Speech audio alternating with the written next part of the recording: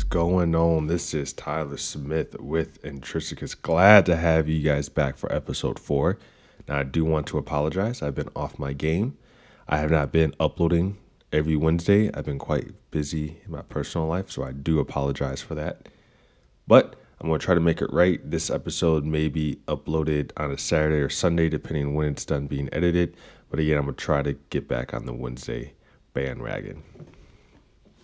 Now, episode 3 was a little bit of a shorter one. It was about an interaction I had with a young lady in the gym. I brought it into a story about Odysseus and him going through some straits where he had to have a challenge between him, his crew, and some sirens. And then I brought up some Friedrich Nietzsche quotes to tie it all together. Now, this episode, I will be talking about Dante's Inferno, which is it's one part of a 3-part book called The Divine Comedy. And long story short, it's about how Dante, an Italian writer who's battling with his newfound Christianity faith, goes through hell to find his long-last love, his wife Beatrice.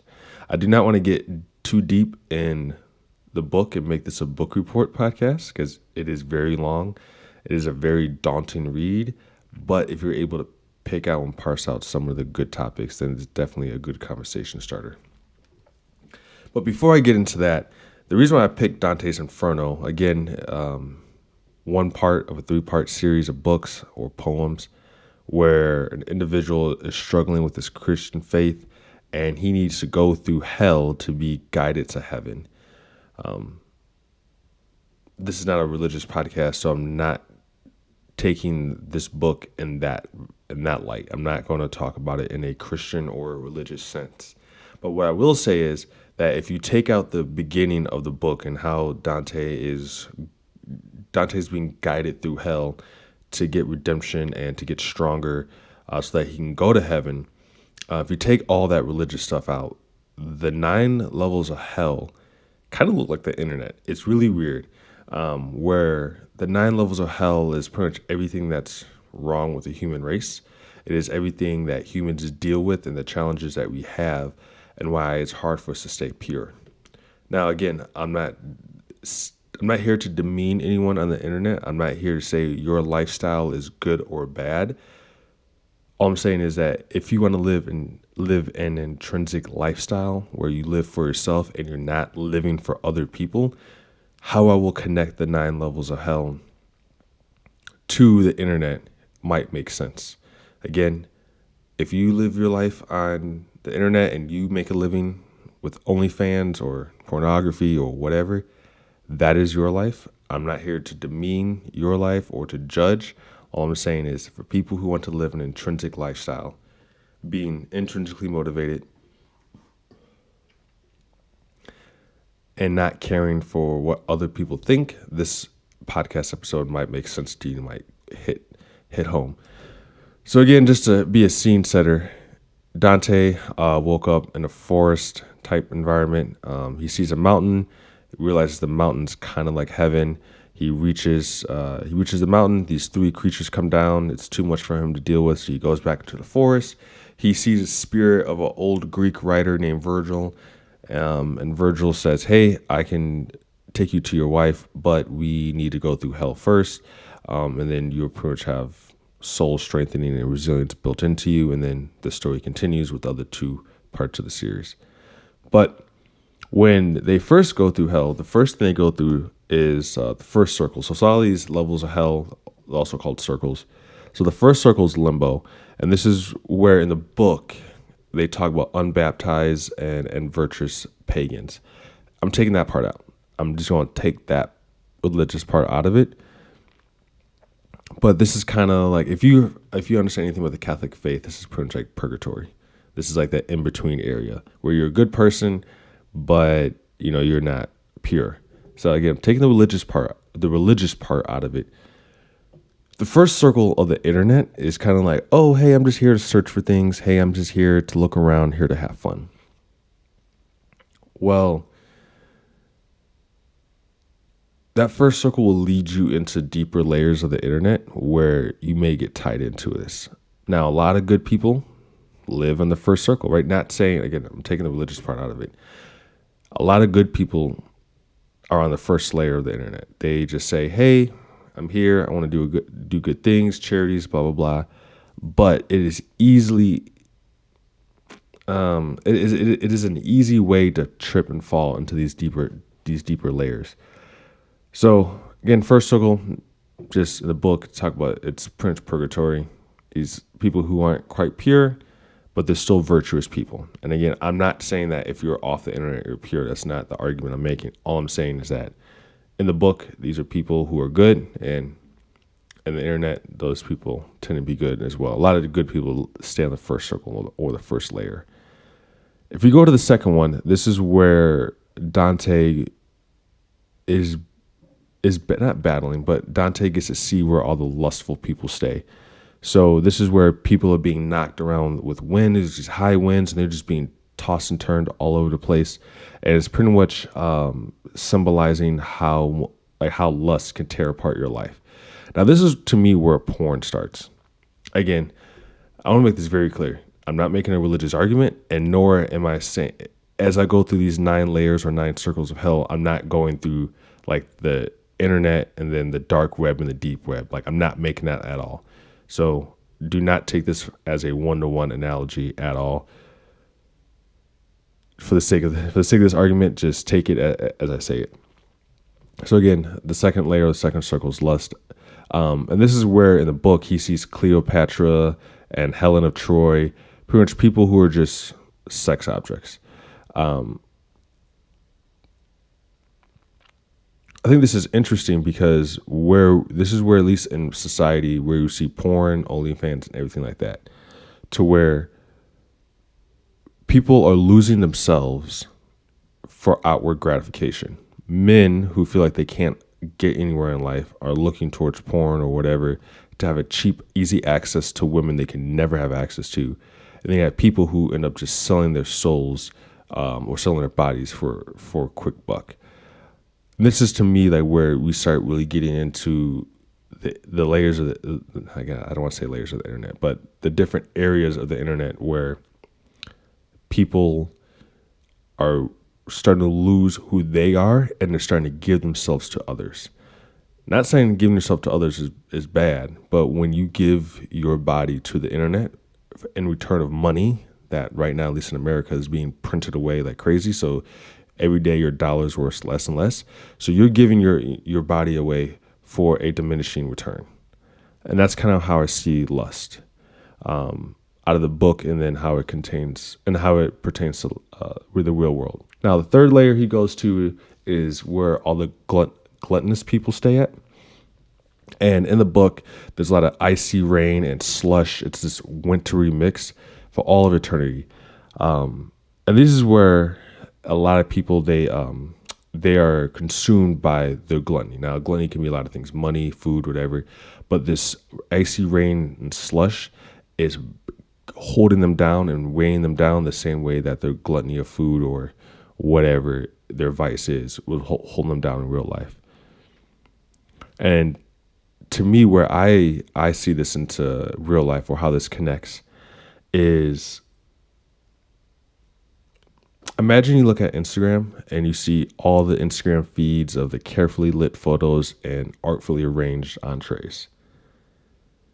People are becoming gluttonous to the likes, the shares, the comments, and their icy rain and their slush is Instagram. It is the likes, the shares, the comments. It is Twitter's retweets and the shares or whatever else Twitter does. It is YouTube's thumbs up, thumbs down. It is the TikTok likes, whatever this platform may or may not be. In my head, gluttony in the third circle is similar to how people are trying to overeat or overconsume the internet. And the same way, like how when you eat too much sugar, you have endorphins being released. You have people in real life chasing their next sugar high with the likes and everything else. So if you go to the fourth circle, we have greed. Now, this section of hell in the book is reserved for money grabbers and overly materialistic people. Now, I'm going to pause right there. America, okay, not just America, the Western culture is very materialistic, and I have fallen into that trap a lot. I'm not perfect in this scenario. So a lot of these circles kind of kick back to my life where I'm like, I've been very materialistic in the past. I'm trying to become better. But according to the book and according to Dante in the book, those condemned to the four circles spend eternity fighting over money and variables. And there's a lot of symbology in the book about this. But long story short, just imagine people rolling stones up a mountain, and that's the hustle, that's the grind. It's the keep your head down and work, and they finally get to the top, and everyone's trying to like keep pressing the stone up the mountain, and all the stones keep hitting each other, and they start fighting. And again, just take that as the business world or whatever world you're in, where you get into deep competition with your the people to your left and to your right, and then you actually get into a stalemate or a grinding halt. And then you guys end up failing. And you see that in the book as well. Then stones come crashing down the mountains and have to try again.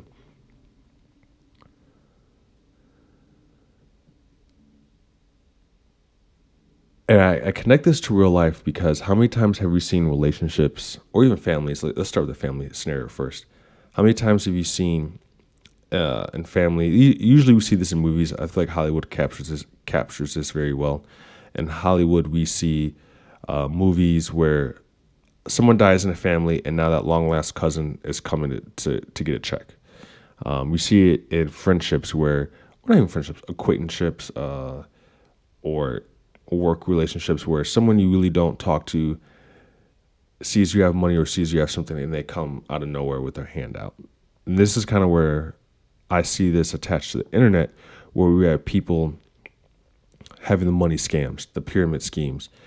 Hey, if you follow me and what I did, I can show you how to be your own business owner and how you can make X amount of dollars a month. You just need to recruit 2 people, but then I get a kickback. The whole money pyramid scheme. We see people who are willing to sell their souls again on the internet for greed. It gets to a point to where they're hustling, they're grinding, and they only get to a point where they're going to get stuck, and then they usually have to sell their soul even more, or sell their character even more to make another buck. So when Dante continues to go down, he goes into the 5th circle, which is anger. And this is where the wrathful and angry souls spend eternity raging battle on the river of Styx. I don't get too much into the river of Styx. If you know it, you know it. If you don't, you don't. If you don't know it, go Google it. A lot of cool stories about it. But they're raging battle on the river of Styx. I think a funny way of imagining this is imagine being in an underworld setting with a whole bunch of angry people playing pirates in hell. That's essentially what it is. And the 5th circle of anger really drives a connection home for me when I look at the internet. How many people do you see on the internet where they have the trigger fingers turn to Twitter fingers? They're quick to die on some virtue hill. Now, I'm not saying there are not some hills that need to be died on. I'm not saying that there are not some good aspects of life to fight for. I'm not saying that at all. But we all know people who, for the dumbest, most pettiest thing, they will take up arms and fight, and they will just write novels on the internet. They see someone say, post, or do something on Facebook. Oh, they got a novel. They're in the comment section, just typing away. Same thing with Instagram, TikTok. I see it on YouTube all the time. These YouTube beef wars where someone will say something and someone has to do a reaction video, and they go back and forth, and they're having this YouTube war thousands of miles away from each other. And that's kind of what I see in the 5th circle. It's these people who get caught up on the internet, and they're in this perpetual downhill spiral of anger and pettiness, and they just don't come out of it. And then they become happy. Then they justify their existence on how much they can derail someone's day. I know people who are happy and glad that they do petty wars on Instagram and Facebook. I don't agree with it. If you do that, that's your life. I'm not here to demean you. All I'm saying is that the 5th circle of anger makes me think of these people in real life.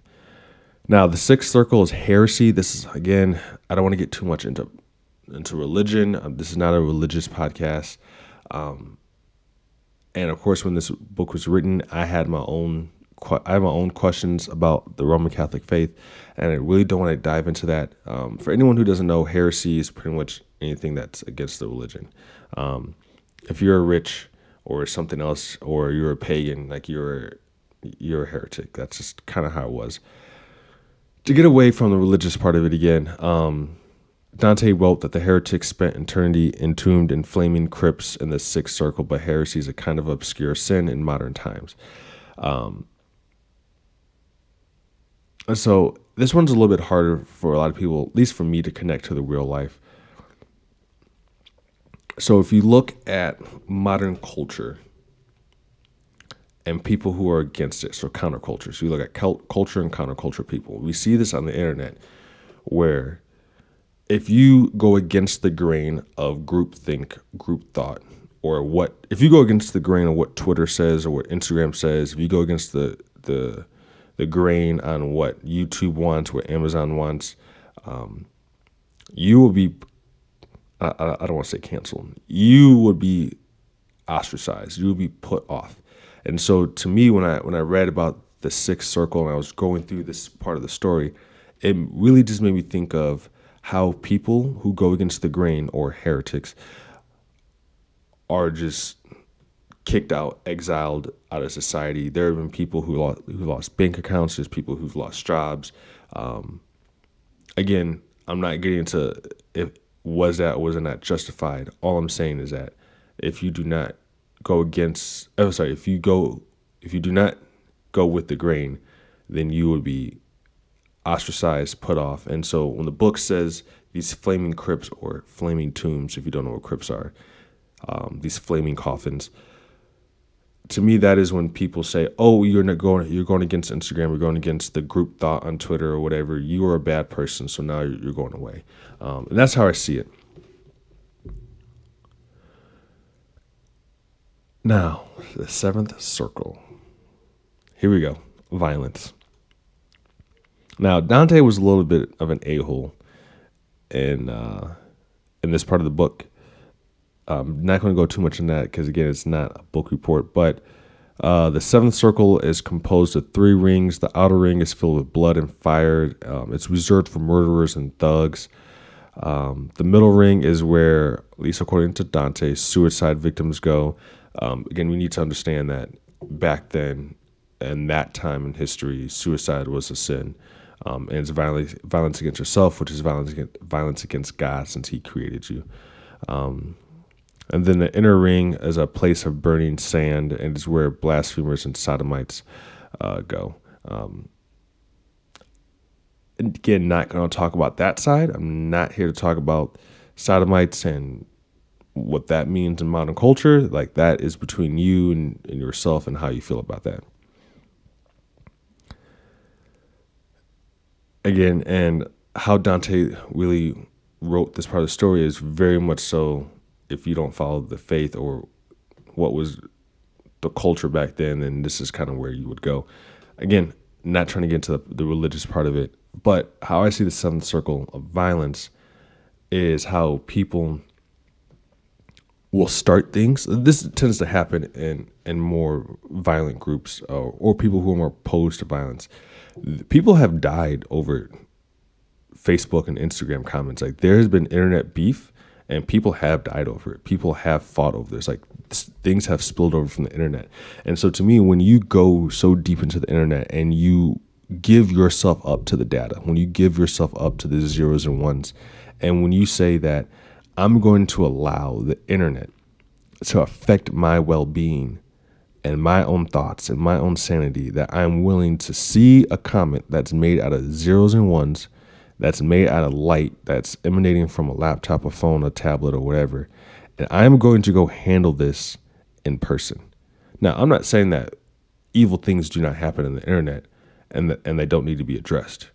I think there are institutions like the FBI or DHS, HSI, who do cybercrime, and they look at crime on the internet and they go handle it in real life. Like, I'm not saying, we should ignore people who do arms trafficking on the dark web. Like, that's not what I'm saying at all. What I'm saying is you post something on Instagram and someone makes a comment and it bleeds over into real life. and you want to go fight someone over it. And to me, this is kind of where the seventh circle lays in my head and my understanding of how it connects to the real world. Again, I'm leaving the whole blasphemers and sodomites thing alone. That's for religious podcasters to talk about and religious historians to talk about. I'm not touching that. But again, the violence is where I see these things at. When it comes to people taking the internet and then taking action in real life. Okay, eighth circle, fraud. Eighth circle is subdivided into, I believe, 10 trenches. I don't want to get too deep in that. Again, this is not a book report, but this is where you'll find the con artist. Who else is frauds? Con artists and just pretty much like liars who are frauding people. That's the best way I can put it. I can't think of a better word right now, but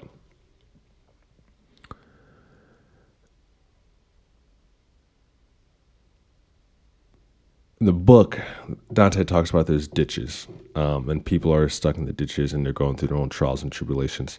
How I see this is, on the internet, when you are a fraudster, you have to live that life. You cannot come up. One, if you come up and you mess up, you're going to have the feds or someone on your butt. That's one. Two, when you are a fraudster, you have to live that life to be successful. So I think that the eighth circle in real life when it comes to fraudsters on the internet, again, money scam people, fishers, scammers, malware, people, the like cyber hackers who are sending out malware and phishing scams and whaling and spear phishing, all those things like that. You end up just living that lifestyle where all you do is just take from people, and your character is gone at that point. When you make your money off, getting old grandma to give up her bank login, granted that's a whole other conversation with cybersecurity, but when you can just defame people, when you can just steal from people, that says a lot about your character, and you have dropped your character down so low that you think it's okay. Now, there's a conversation we had with Anonymous and Fancy Bear and all these different things. Like, okay, if you're a gray hat hacker, are you really bad? Of course, white hat hackers tend to be given permission to do certain things by establishments to check firewalls, check cybersecurity.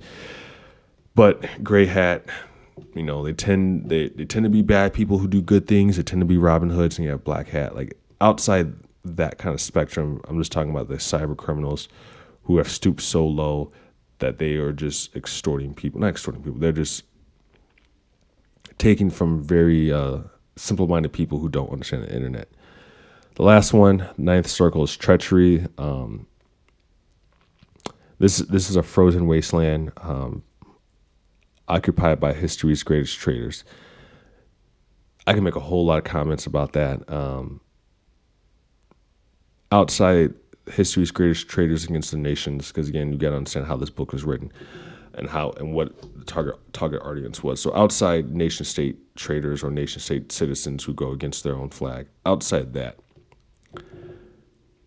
the ninth circle is just the absolute scum of the internet who go against, I don't want to say natural law, but go against the common good and the common order, whatever that may be.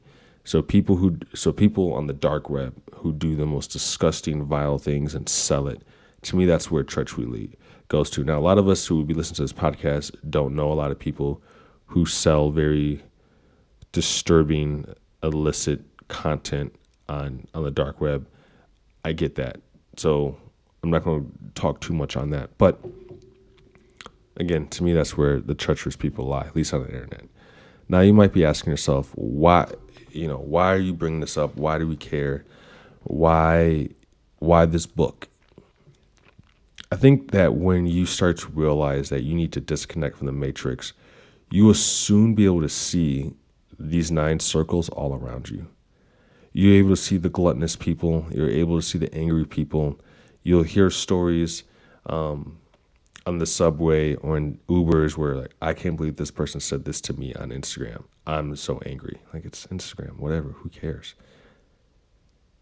And I think that once you are able to disconnect and able to reset your own mind, you'll be pleasantly surprised with how much you realize that you are a part of this 9 circles of internet hell. In my opinion, the internet has done more harm than good, but the good that has been done has been great. You have the movie or the documentary Don't F with Cats, I believe it's called, or Don't Mess with Cats. I think that's what it's called. Great example of the good the internet can do. I think things like GoFundMe, where people can fundraise money for cancer or whatever someone needs, I think that's fantastic. I think how social media can connect the world and allow people who usually don't talk to each other can stay in contact. You can stay in contact with family more. I totally agree with that. But there's one thing I didn't say, and I waited to this point. There's someone or some people who stay in the 9th circle. And to me, that's social engineers. That is the people who make money off of keeping higher or pursuing higher screen retention time. When you have board members or research and development people, coders, scripters, whatever you want to call them or whatever they are, and when they decide to put profit over human well-being, that is treachery against the common good and the common order of mankind. When you know that your product is doing harm and you don't care and you double down on it, so that way more people are stuck to the screen, and now you can increase your ad revenue, that is a problem. There's a difference in my head of the entrepreneur on YouTube who's making videos and they find a way to make a better thumbnail. They find a way to use certain buzzwords to keep them, to actually keep the screen retention. I think Graham Stephan, he's a financial YouTuber. He does a pretty good job at being lively, being energetic. That way people watch his videos. That's one thing. But when Facebook found out that the like button greatly increases screen retention time, that's a problem. When Netflix got away with the rating scale and just went thumbs up, thumbs down to cover certain things, that's a problem. When you are using social engineering to push your agenda or push your way of thinking onto the masses just because you're a multinational tech company, that is a problem.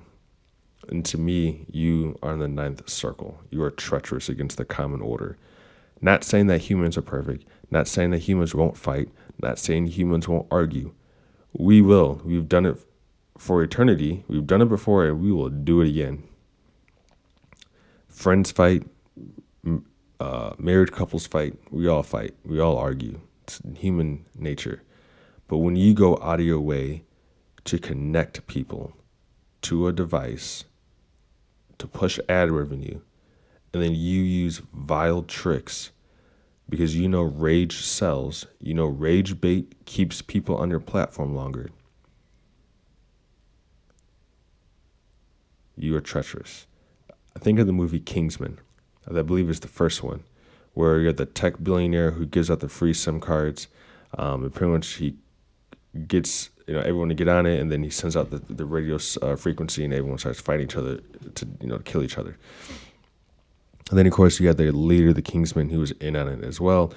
That is treachery. You are giving up product to push your own agenda. Again, we can have a conversation on is global population a thing?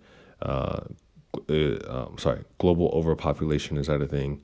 We can talk about climate change, but in the sake of the movie, when you say F it, I'm just going to kill people, that's a problem. And that's how I see things in real life. Where instead of killing people, they're just saying, I'm going to increase screen time. That way I can push as many ads to you as possible and make money.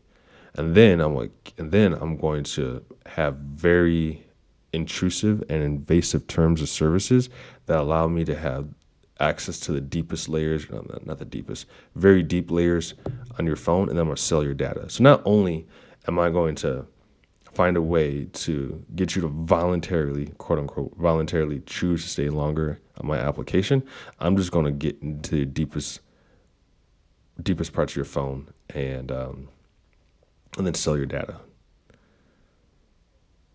To me, that's treacherous. So all I can do is tell people is unplug from the matrix. Think wisely before you accept any terms or services. Think about what you download.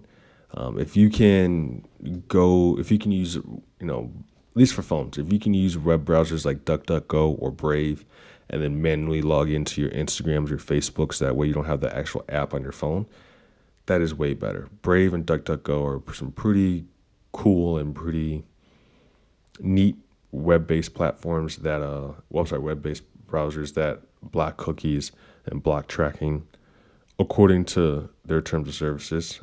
Obviously, I've not gotten to the root of those platforms to see if they really work, but at least that is what they're claiming. So at the end of the day, I'm going to wrap it up.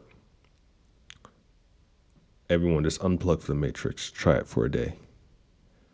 Don't let these companies make massive amounts of profit off you. Do not get sucked into the 9 circles and to whatever layer you may or may not, to whatever circle you may or may not fall on. Don't get sucked in and then stay there.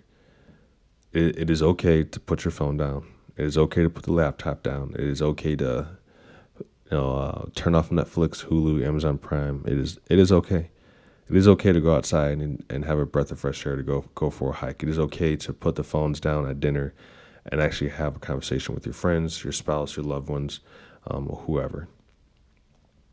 But as 2022 is quickly coming, technology will continue to increase, and the Internet of Things, and the Internet of Things is quickly expanding, which is why we have IPv6.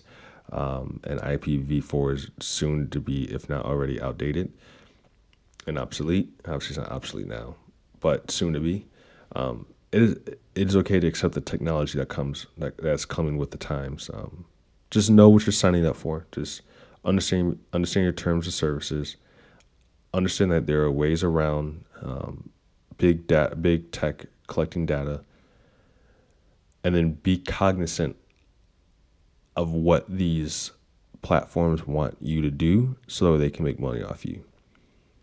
We all get angry, but do not give that platform more screen retention time because you want to write a novel. Do not fall into that 5th circle of hell. It is okay to buy things off Amazon, off e-commerce. Just don't be greedy. It is okay to enjoy the likes, the shares, and comments, but don't be gluttonous to the point to where you feed off that for your endorphins. Don't watch pornography. If you have OnlyFans, that's between you and yourself, between you and the person in the mirror. But just understand there have been multiple studies done that pornography does release endorphins, and it is addictive. Don't be a fraudster. Do not take advantage of your neighbors to the left and to the right. And if you stay in the first circle of hell, which again, to me, I'm not saying that the internet is hell. Just understand that it's okay to be in limbo where you're on it.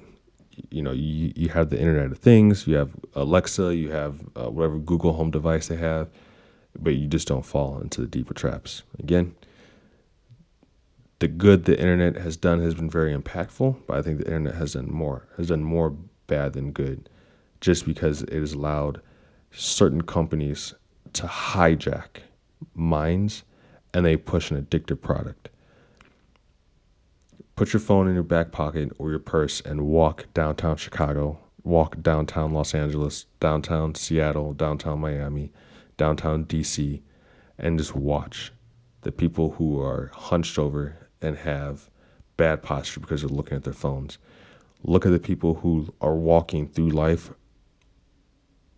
but watching life through their cell phone screen. Just watch. You'll see it. You will see people living their life through their cell phones. Go to a concert. Go to a restaurant and see people take pictures of their food. Now, don't get me wrong, food porn is amazing. Like I like looking at a nice steak. I'm like, ooh, that's a nice looking steak there. I kind of want one now. There's a difference of I've seen conversations. I've literally seen this. I've been to nice restaurants, and I've seen couples or friends or whatever these people are to each other have a conversation, and one person abruptly stops the conversation just to take a picture. Oh, hey, sorry, stop talking. I need to take a picture. Oh, hey, hold on. Can you pause for a second? I need to take this for Instagram. Like, what? What are you doing? What are you doing?